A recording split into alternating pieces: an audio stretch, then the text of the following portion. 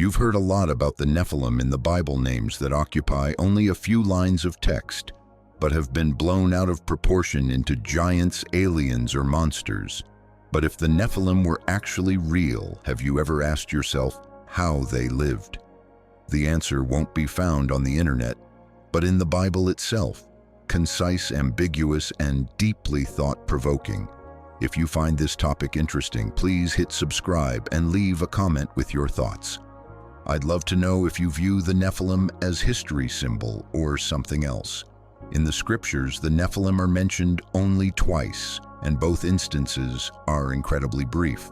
In the book of Genesis, chapter 6, verses 1 through 4, the Bible states that there were Nephilim on the earth in those days, linking them to the phrase mighty men, who were of old men of renown, within the context of the pre-flood world. There is no description of height, appearance, or lifestyle, only an emphasis on their reputation and power. The second time, in the book of Numbers, chapter 13, verse 33, Israelite spies report seeing the Nephilim and feeling like grasshoppers in our own sight. This is a report of fear, not a biological description. Thus, the Bible records very little. It only confirms their existence in the text, without recounting how they lived. However, when mentioning the Nephilim, the Bible does not call them monsters or supernatural creatures, but uses two very specific phrases: mighty warriors and men of renown. In the ancient context, a warrior didn't imply a noble hero like today. It usually meant a fighter associated with violence and conquest. These were men who lived by strength, feared rather than admired. Similarly, renown did not equate to morality or righteousness. It simply meant famous, influential, making it so others had to know who they were, whether through feats of war or brutality. This usage shows the Nephilim were remembered for their power and force, not because they were moral role models. However, the Bible describes in great detail the lives of the people and society parallel to the Nephilim, and from those descriptions we can dissect, compare, and deduce how the Nephilim lived. Not through modern imagination nor images of aliens or monsters, but through the logic of an ancient world where might determined everything.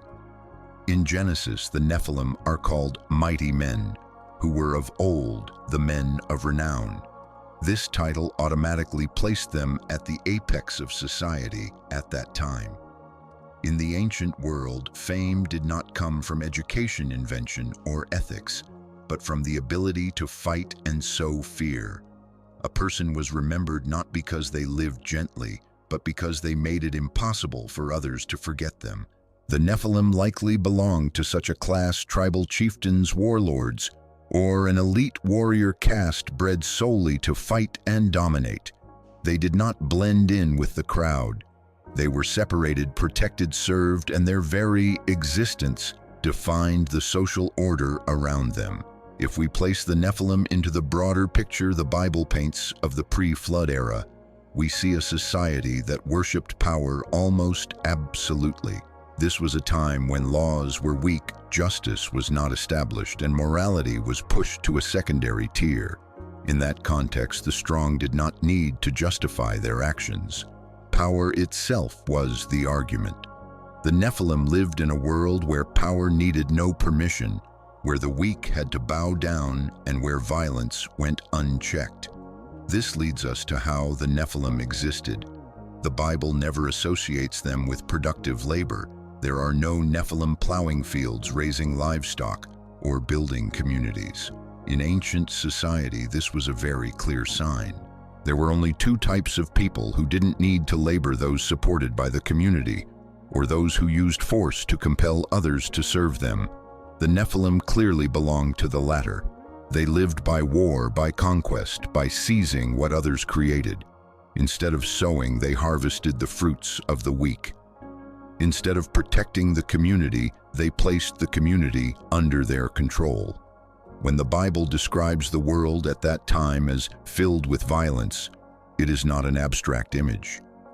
It was a society where people like the Nephilim had room to thrive. War was not a rare event, but a constant state. power was maintained not by law, but by fear. In that context, the Nephilim didn't need to be physical giants. They just needed to be strong enough, violent enough, and famous enough for others to feel like grasshoppers before them.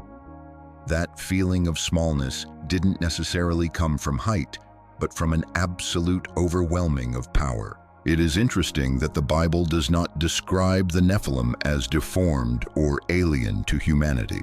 On the contrary, they were very much like humans, but humans pushed to the extreme limit of unchecked power. They were the product of a society that idolized violence, where fame was built on blood and feats of arms. Therefore, the Nephilim were not exceptions in that world, but its most prominent symbols. They were like the crest of the wave in a chaotic ocean, visible and terrifying, but inseparable from the storm itself. When speaking of the pre-flood era, many assume the Nephilim were the cause of the world's destruction. But the Bible does not present it that way. Judgment came not just because of one group, but because of corruption spreading through all levels of society. The Nephilim were not the sole source of evil, but the clearest symptom. They showed what happens when strength is celebrated without being bound by morality or responsibility. Even if the Nephilim didn't exist, that society was still on the brink of collapse, but their presence made that corruption undeniable, and then the Nephilim vanished. The Bible does not build them as an enduring species. It tells of no descendants, no continuity. They appeared briefly, left a strong impression, and then were swept away along with the world that birthed them. There is no Nephilim civilization, no Nephilim legacy, just a faded name and a few written lines that make modern humans curious. That in itself is a message. A life built entirely on power and violence, no matter how glorious, leaves nothing lasting behind.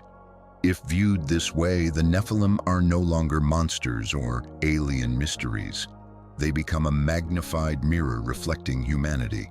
They show what happens when power is divorced from morality, when fame comes without responsibility, and when society accepts violence as a norm. Perhaps that is why the Bible doesn't need to say much about the Nephilim. A few lines are enough, because the scariest thing isn't how tall or strong they were, but the fact that they were too much like us in times when might is placed above righteousness. One of the reasons the Nephilim have always maintained their allure is because so many misconceptions exist around them, especially on the internet. These interpretations sound appealing, even very cinematic, but when cross-referenced with the scriptures, we see they stand more on speculation than on the original text. The most common misconception is assuming Nephilim were physical giants, toweringly tall, almost not normal humans. The argument usually cited is the verse in Numbers 13:33, where Israelite spies exclaimed, "We became like grasshoppers in our own sight." However, this is a very familiar hyperbolic figure of speech in ancient Jewish culture, used to express fear and inferiority, not a biological measurement. Even today, when saying "I feel small before my opponent," no one understands that as literal height. More importantly, the Bible gives no numbers whatsoever, no description of height, weight, or bodily features of the Nephilim. Outside the text, there are no fossil bones, no archaeological evidence confirming the existence of a race of physical giants. The image of the giant is thus more symbolic than biological. The second misconception, and also the most intriguing one, is equating the Nephilim with aliens or extraterrestrials. This argument often relies on the idea that sons of God couldn't be humans, so they must be creatures from elsewhere. However, the problem lies in the fact that the Bible has absolutely no concept of extraterrestrial life. There are no other planets, no space travel, no civilizations outside the human world. Reading the Nephilim as aliens is a product of modern thinking, projected onto ancient texts not originating from the language and worldview of that time. To the biblical authors, every being existed within a familiar divine order: God, angels, humans. Turning Nephilim into aliens reveals more about 21st century imagination than the intent of the original text. The third misconception is the belief that Nephilim still existed after the flood, silently surviving or continuing to appear in other forms to this day. This is the foundation of many modern conspiracy theories. But if one reads Genesis carefully, we see the Bible does not build the Nephilim as a species that spans the ages. They are tied strictly to the pre-flood context, and afterward, they nearly vanish from history. The fact that the name Nephilim is mentioned again in Numbers does not mean they existed continuously, but reflects how the Israelites used an ancient memory to describe a current fear. Any theory claiming Nephilim are alive today is not based on the text, but is speculation extended from the initial ambiguity. In summary, the common misconceptions about the Nephilim stem from one common point. The Bible says very little while human imagination says too much. When we strip away the layers of movies and conspiracy theories, the Nephilim emerge not as giants, aliens, or a secret species, but as a magnified symbol of power. And it is the silence and brevity of the Bible that makes them more thought-provoking than any woven tale. The Nephilim are real within the text of the Bible, mentioned as powerful and renowned warriors of the ancient times. They are not aliens nor mystical monsters hidden from history. The Nephilim are a historical theological symbol of unchecked power.